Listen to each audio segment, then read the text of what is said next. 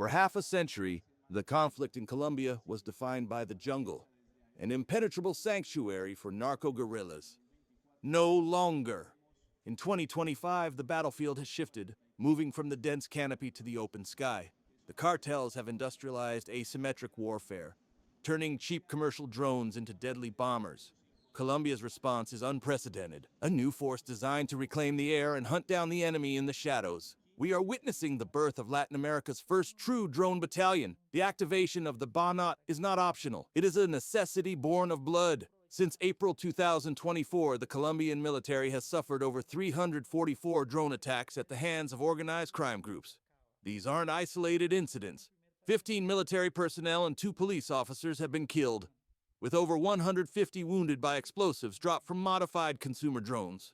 The conflict is most intense in the south and west, the 3rd Division area, where cartels utilize 40mm, 60mm, and even 81mm mortar rounds.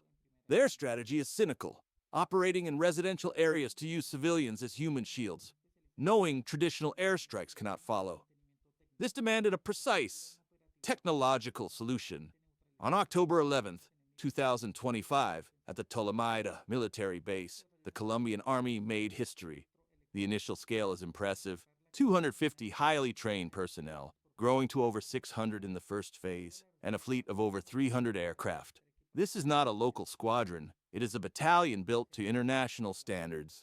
The operators were trained under NATO protocols in Israel, Spain, and the United States, demonstrating Colombia's commitment to fielding an elite force that can compete on the global stage. Its mission: digital counterinsurgency. The battalion's structure reflects a multi-layered, integrated doctrine. It is divided into 4 key companies, each with a crucial role. 1. Reconnaissance, using agile multi-rotors for instant tactical battlefield vision, the commander's eyes on the ground. 2.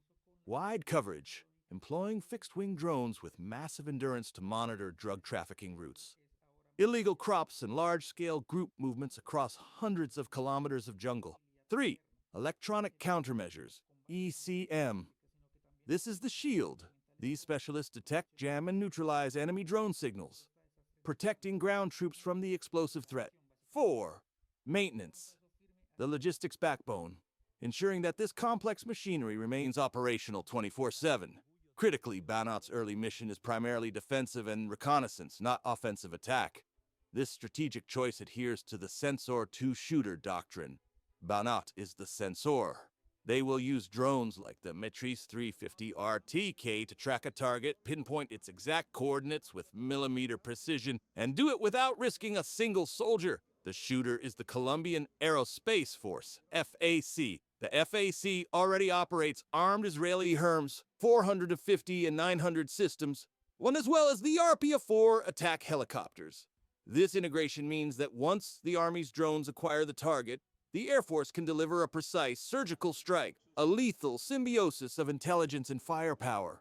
Colombia's ambitions extend far beyond buying foreign technology. In the next 12 months, the Army plans to activate 6 more battalions, rolling out the capability nationwide. More significantly, the Colombian Aeronautical Industry Corporation, CIAC, is developing a domestic attack drone, the Dragon.